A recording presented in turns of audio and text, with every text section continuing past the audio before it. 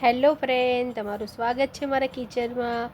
આજે આપણે બનાવવાના છે દૂધી દાળનું શાક। ઝટપટ બની જાય તેવું આપણે દૂધી દાળનું શાક આજે બનાવવાના છે। તો ચાલો આપણે જોઈ લઈએ। દૂધી દાળના શાક માટે મેં પહેલેથી જ એકદમ નાની એવી પટલી એવી દૂધીને સમારીને રાખી દીધી છે અને ટામેટાં સમારીને રાખ્યા છે। દાળને પણ પલાળીને મેં રાખી દીધી હતી। હવે ફ્રેન્ડ આપણે એક કુકર લીધું છે, એની અંદર આપણે 4 પરી તેલ એડ કર્યું છે। પછી આપણે 1 ચમચી રાઈ એડ કરી છે। રાઈ ફૂટી જાય પછી આપણે જીરું 1 ચમચી એડ કર્યું છે અને જીરું તતડી જાય પછી આપણે બીજા મસાલા એડ કરવાના છે। તો તમે જોઈ શકો છો ફ્રેન્ડ, જીરું તતડી ગયું છે પછી આપણે અંદર હિંગ એડ કરી છે, મીઠો લીમડો એડ કર્યો છે અને આપણે મરચાં સમારીને રાખ્યા છે ઝીણા એને એડ કર્યા છે। પછી આપણે ટામેટાને ઝીણા સમારીને રાખ્યા છે એને એડ કર્યા છે। પછી આપણે 1 ચમચી જેવી લસણની ચટણી એડ કરી છે। લસણને ટીચીને એની અંદર લાલ મરચું એડ કરીને ચટણી બનાવી દીધી છે। તો આપણે 1 ચમચી એડ કરવાની છે અને બધું સરસ બરાબર મિક્સ કરી લેવાનું છે અને સાંતળી લેવાનું છે। ટામેટાને તમારે આવી રીતે દબાવીને થોડા મેશ કરી લેવાના છે। પછી ફ્રેન્ડ આપણે આની અંદર 1 મિનિટ જેવું થઈ જાય પછી આપણે એની અંદર દાળ જે આપણે પલાળીને રાખી છે, મેં 2 કલાક પહેલાં દાળને પલાળીને રાખી દીધી હતી ગરમ પાણીમાં, એને એડ કરી દઈશું। હું અત્યારે 3 જણ માટે આ શાક બનાવું છું ફ્રેન્ડ, એટલે એ પ્રમાણેની ક્વોન્ટિટી મેં રાખી છે। તમે વધુ ઓછી કરી શકો છો। તો તમે જોઈ શકો છો મેં દાળ અંદર મિક્સ કરી દીધી છે અને દાળને બરાબર મિક્સ કરી લેવાની છે અંદર। હવે ફ્રેન્ડ આની અંદર આપણે દૂધીને સમારીને રાખી છે એને એડ કરી દઈશું। દૂધી તમારે ફ્રેન્ડ બિયા વગરની હોય એવી જ લેવાની, તો જ સરસ ટેસ્ટ આવશે।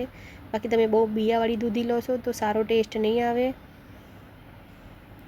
એટલે જે બિયા વગરની દૂધી આવે છે ફ્રેન્ડ એને જ લેવાની છે।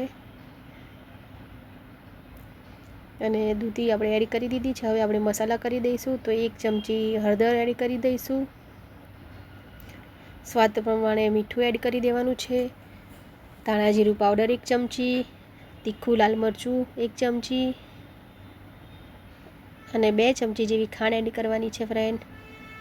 જો તમને આ ગળ્યું શાક ના પસંદ હોય તો તમે ઓછી ખાંડ એડ કરી શકો છો, પણ આ ખટમીઠું શાક સરસ લાગે છે એટલે આપણે આવી રીતે ખાંડ એડ કરવાની છે અને બધું સરસ મિક્સ કરી લેવાનું છે। તમે જોઈ શકો છો ફ્રેન્ડ, બધું સરસ એકદમ મિક્સ થઈ ગયું છે। અત્યારથી જ તમને જોઈને ખાવાનું મન થઈ જાય એવું શાક દેખાઈ રહ્યું છે ફ્રેન્ડ।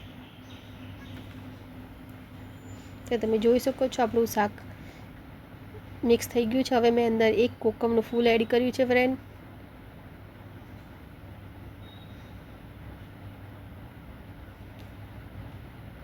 અને 1 મિનિટ જેવું એને શેકાવા દેવાનું છે, તેલ થોડું છૂટું પડે ત્યાં સુધી। તો 1 મિનિટ જેવું થઈ ગયું છે, તેલ છૂટું પડી ગયું છે, તમે જોઈ શકો છો। હવે આપણે એની અંદર અડધો ગ્લાસ જેટલું પાણી એડ કરવાનું છે, બહુ પાણી નથી એડ કરવાનું, આપણે દાળ ચડી જાય અને દૂધી પણ ચડી જાય એ પ્રમાણેનું જ એડ કરવાનું છે। બહુ પાણીવાળું શાક આ નથી સારું લાગતું, એટલે આપણે પાણી થોડું ઓછું જ એડ કરવાનું છે। હવે ફ્રેન્ડ આપણું આ શાક 1 મિનિટ જેવું થઈ જાય પછી આપણે કુકર ઢાંકણ બંધ કરી દેવાનું છે। તમે જોઈ શકો છો ફ્રેન્ડ। હવે આપણે ફ્રેન્ડ ઢાંકણું બંધ કરી દઈએ અને આને 3 થી 4 વિસલ થાય ત્યાં સુધી થવા દેવાનું છે। 4 વિસલ થઈ ગઈ છે ફ્રેન્ડ। હવે આપણે ચેક કરી લઈએ આપણું શાક થઈ ગયું છે નહીં। તો તમે જોઈ શકો છો ફ્રેન્ડ, આપણું પાણી પણ એકદમ ભરી ગયું છે અને આપણું શાક પણ એકદમ સરસ રેડી થઈ ગયું છે। હવે એને 2 મિનિટ પછી થોડુંક ઠંડુ થાય પછી આપણે એને સર્વ કરી લઈએ। તો તમે જોઈ શકો છો ફ્રેન્ડ, એકદમ સરસ અને ટેસ્ટી શાક આપણું બનીને રેડી થઈ ગયું છે।